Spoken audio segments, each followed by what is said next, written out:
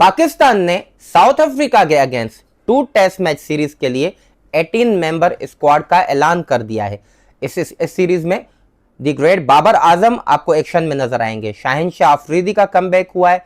Naseem Shah and Saim Ayub को इस test match series के लिए ड्रॉप कर दिया गया है। सो अब हम इस टेस्ट सीरीज के लिए जो स्क्वाड अनाउंस हुआ है वो 1 बाय 1 डिस्कस करेंगे एंड देन ये डिस्कस करेंगे कि किन की इंक्लूजन ठीक है एंड वो कौन से प्लेयर हैं जिसकी एक्सक्लूजन नहीं होनी चाहिए थी। Welcome to my YouTube channel runs and wickets where every run counts and every wicket matters. इस टेस्ट मैच सीरीज के पहले जब सेंट्रल कॉन्ट्रैक्ट अनाउंस हुए थे तो शान मसूद को डी कैटेगरी में डिमोट कर दिया गया था एंड साउद शकील को सी कैटेगरी में प्रमोट कर दिया गया था। तो इससे बाहर ये लग रहा था कि शायद Pakistan cricket board Saud Shakeel को नेक्स्ट टेस्ट कैप्टन बनाने जा रहा है, लेकिन इस सीरीज से कुछ ही दिन पहले पाकिस्तान क्रिकेट बोर्ड ने शान मसूद को ही टेस्ट टीम का कैप्टन रिटेन किया। अब ये सीरीज इस वर्ल्ड टेस्ट चैंपियनशिप साइकिल की 2025 टू 2027 की पाकिस्तान की पहली असाइनमेंट होगी। सो पाकिस्तान के स्क्वाड पे अब आ जाते हैं, 1 बाय 1 डिस्कस करते हैं। Captain Shan Masood obviously captain है, उनको रिटेन किया गया है।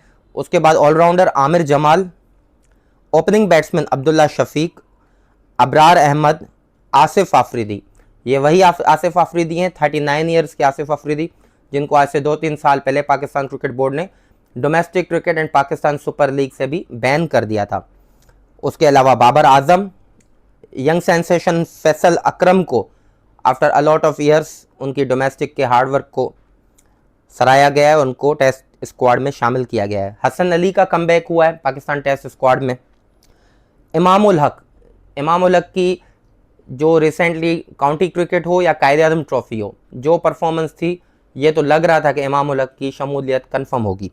उसके बाद कामरान गुलाम टेस्ट टीम का गुज़िश्ता 1 या 1.5 साल से परमानेंट पार्ट है। उसके बाद खुरम शहजाद टेस्ट क्रिकेट के परमानेंट मेंबर हैं ऑलमोस्ट 2 सालों से। जो लास्ट टेस्ट चैंपियनशिप साइकिल थी ऑलमोस्ट वो पाकिस्तान के प्लान्स का परमानेंट हिस्सा हैं। मोहम्मद रिजवान विकेट कीपर, नोमान अली, रोहेल नज़ीर को एज बैकअप विकेट कीपर शामिल किया गया है। अब उनको 2020 से काफ़ी सीरीज़ में आप देखते आए कि उनको बैकअप विकेट कीपर शामिल किया जाए। जब 2020-21 में पाकिस्तान न्यूजीलैंड के टूर पे गई थी तब भी उनको एज बैकअप विकेट कीपर शामिल किया गया था स्क्वाड में, लेकिन ये 5 साल गुजर गए लेकिन उनको कभी मौका नहीं मिला खेलने का। उसके अलावा साजिद खान, सलमान अली आगा, साउद शकील एंड शाहिन शाह अफरीदी का टेस्ट टीम में कमबैक हुआ है। अब इसमें जो नोटेबल एक्सक्लूजन्स हैं उसमें अब नसीम शाह के बारे में हम बात करना चाह रहा हूँ मैं।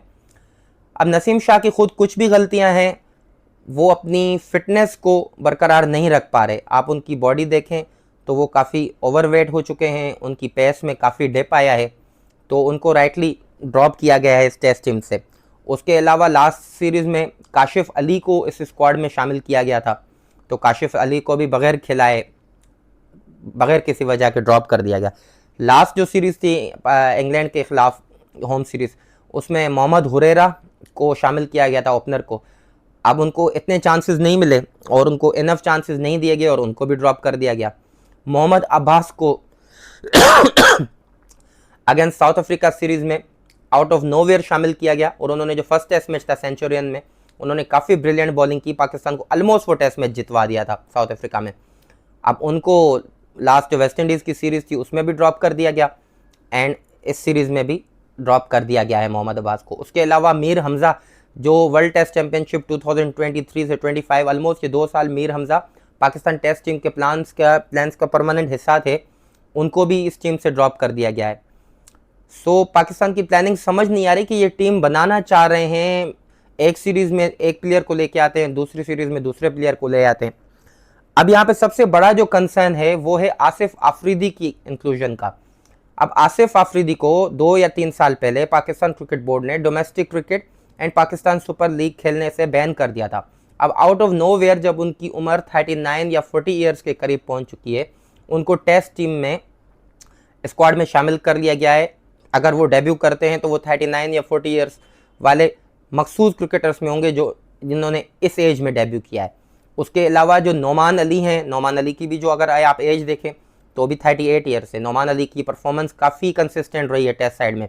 वो पाकिस्तान की तरफ से ओनली बॉलर हैं जो पाकिस्तान टेस्ट रैंकिंग में, वर्ल्ड टेस्ट रैंकिंग में टॉप 10 बॉलर्स में आते हैं। लेकिन उनकी भी अब एज, बढ़ती हुई एज में आपको उनकी रिप्लेसमेंट ढूंढनी पड़ेगी। नोमान अली की जो रिप्लेसमेंट आपको स्क्वाड में रखनी चाहिए थी, जो आप उनको साथ मिला के तैयार करते, वो मेहरान मुमताज़ थे। मेहरान मुमताज़ कायद-ए-आज़म ट्रॉफी हो या कहीं भी शाइन्स का टूर होता है, ए टीम का टूर होता है, वो कंसिस्टेंट परफॉर्मेंसेस दे रहे हैं। वो काफ़ी अरसे से वो रेडीमेड प्रोडक्ट हैं पाकिस्तान के लिए खेलने के लिए। आप उनको आज खिलाएं, 6 महीने के बाद खिलाएं, वो रेडी हैं।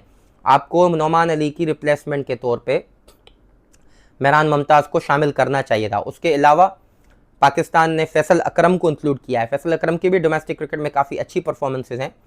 जितने स्पिनर्स इस टीम में शामिल किए गए हैं, साजिद खान हो, नोमान अली हो, फैसल अकरम हो, अबरार अहमद हो, सलमान अली आगा भी बॉल कर सकते हैं, आसिफ आफरीदी हो। अब इतने स्पिनर्स का मकसद ये है कि पाकिस्तान स्पिन फ्रेंडली पिचेस बनाने जा रहा है इस सीरीज़ में। अब गद्दाफी स्टेडियम में पहला मैच होगा अगेंस्ट साउथ अफ्रीका, स्टार्ट 12 अक्टूबर से। अब इस गद्दाफी स्टेडियम में पाकिस्तान विमेन टीम का कुछ दिन पहले मैच हुआ, तो उसमें यह देखा गया कि बॉल इतना टर्न एंड ग्रिप कर रहा था।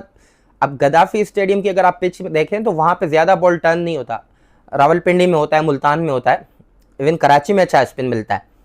लाहौर में जो लास्ट टेस्ट मैच हुआ था 2022 में, जो ऑस्ट्रेलिया पाकिस्तान सीरीज खेलने आई थी, तो लास्ट मैच वो सीरीज 0-0 से बराबर थी। पहले 2 मैचेस ड्रॉ हुए थे रावलपिंडी एंड कराची में।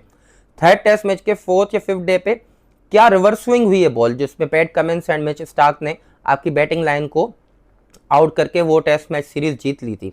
तो लाहौर में हमेशा पिच बैटिंग के लिए साजगार होती है एंड 4th या 5th डे पे वो फास्ट बॉलिंग के लिए, रिवर्स स्विंग के लिए साजगार होती है एंड स्पिनर्स को भी असिस्टेंस देती है। लेकिन इतने स्पिनर्स जिन्होंने स्क्वाड में शामिल किए हैं, तो इसका मकसद यही है कि ये उसी फॉर्मूले से जाएंगे कि फुल स्पिन फ्रेंडली पिचेस बनाएंगे। वो पंखे लगा के पिचेस को ड्राई करेंगे और लग यही रहा है कि एक फास्ट बॉलर, ज़्यादा से ज़्यादा 2 फास्ट बॉलर खेलें।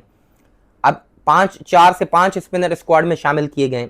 अब इसके अलावा फास्ट बॉलिंग की बात की जाए तो शाहिन शाह अफरीदी का कमबैक हुआ है। लास्ट सीरीज़ में उन्होंने कहा कि लास्ट सीरीज़ जो पाकिस्तान की टेस्ट सीरीज़ हुई वो हुई थी बिफोर द चैंपियंस ट्रॉफी, तो पीसीबी की तरफ से कहा गया था कि हम शाहिन शाह अफरीदी के वर्कलोड को मैनेज कर रहे हैं ताकि वो चैंपियंस ट्रॉफी में फुली फोकस्ड रहें, इसलिए उनको शामिल नहीं किया गया था।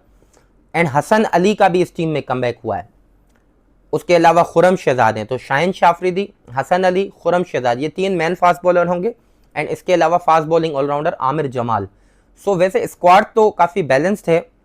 अब ये देखा जाए कि पिच कैसे बनाते हैं। इसमें साइम अयूब को भी एक्सक्लूड किया गया है। अब साइम अयूब की जो एशिया कप जितना बुरा गया है, तो ये पाकिस्तान क्रिकेट बोर्ड ने ठीक फैसला किया है, उनका कॉन्फिडेंस काफ़ी शेटर हो चुका है। तो साइम अयूब को भी एक टाइम दिया जाए ताकि वो अपनी फॉर्म बैटिंग पे वर्क करें, नेशनल क्रिकेट अकेडमी में कोचेस के साथ वर्क करें ताकि वो वाइट बॉल सीरीज़ से पहले अपनी फॉर्म को बहाल कर सकें और अगली सीरीज़ में साइम अयूब आ जाएंगे। इसके अलावा अब ये है कि इस पिचेस कैसी होती हैं उस पर ही डिपेंड करता है कि 11 क्या हो सकती है। अब स्ट्रेट अवे जो लग रही है 11, उसमें अब्दुल्ला शफीक एंड शान मसूद कैप्टन ये ओपनिंग करेंगे। नंबर 3 पे कामरान गुलाम खेल सकते हैं या इमामुल हक खेल सकते हैं। नंबर 4 पे बाबर आजम आएंगे। नंबर 5 साउथ शकील, 6 पे मोहम्मद रिजवान, 7 पे सलमान अली आगा। उसके बाद आप 2 स्पिनर साजिद खान एंड नोमान अली। अब उसके बाद एक फास्ट बॉलर आप जाएं शाहिन शाह अफरीदी के साथ।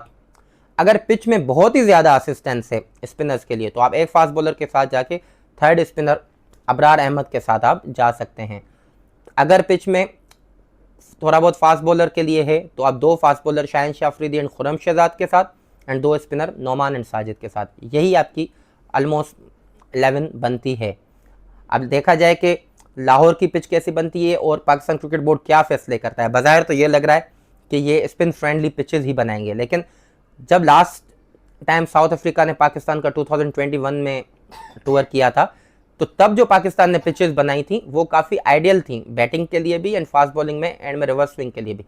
आप स्पिनर्स को दें, लेकिन स्पिनर्स का जैसे टिपिकल टेस्ट क्रिकेट की पिच होती है कि स्पिनर्स का रोल 4th या 5th डे पे आना चाहिए। अब आप ऐसी पिचेस ना बनाएं जिसमें आप न्यू बॉल ही स्पिनर से करवा रहे हैं। अगर आप इस टाइम के बारे में अपनी राय देना चाहते हैं तो कमेंट बॉक्स में अपनी राय दीजिए। हमारे चैनल को सब्सक्राइब कीजिए, बेल आइकन को लाजमी प्रेस कीजिए ताकि आपको आने वाली वीडियोस का नोटिफिकेशन मिल सके। मिलते हैं अगली वीडियो में।